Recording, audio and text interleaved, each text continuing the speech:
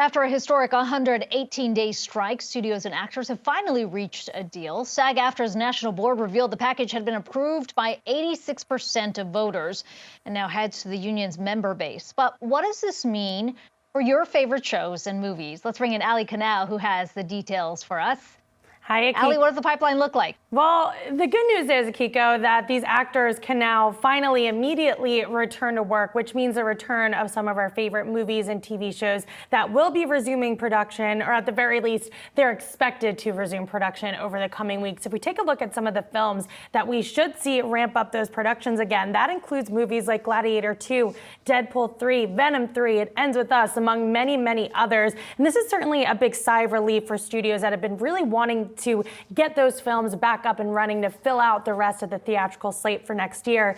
And then for TV shows, we're going to see series like The White Lotus and Stranger Things pick up on those productions as well, which will make a lot of viewers very happy there. But just because these films and TV series are coming back doesn't mean that we haven't already seen some serious delays. Disney recently announced to push back the release dates of multiple films, including Deadpool 3, Captain America, Thunderbolts, and Blade. As it stands now, Deadpool 3 will be the only Marvel film to open next year. We also saw Sony Pictures postpone the third installment of its Venom franchise. Warner Brothers' Dune 2 pushed back, along with Paramount's Mission Impossible: Dead Reckoning Part 2. So we're going to see likely more delays in the coming weeks. But we did speak with IMAX CEO Richard Gelfond earlier today, and he's pretty confident when it comes to the future of the box office. Here's a bit more of what he had to say.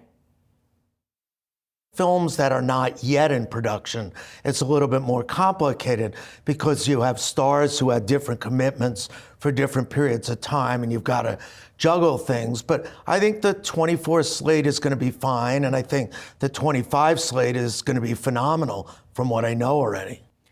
Yeah, so perhaps a bit of bumpiness in 2024, but overall still very reassuring that we were able to get a deal done before the end of the year.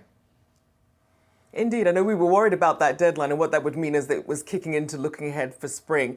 But in terms of what the actors actually got out of this, what did the actors win in this contract? Yeah, so this is a contract that was valued at $1 billion, and it includes several positives for the actors, including above average minimum wage increases, a general hike of 7%, with background actors receiving immediate pay increases of 11%. Now, those minimums will increase by another 4% in 2024, and then by another 3.5% in 2025. We also have more protections surrounding artificial intelligence. Members will receive informed consent and fair compensation for the creation and use of digital replicas of members. And then for the first time, we're also going to see a roughly $40 million per year streaming residual bonus. So all in all, this seems to be a good thing for actors. Moody says it will cost the studios around $600 million annually, which at the end of the day, not too shabby considering we have production budgets in the $25 to $30 million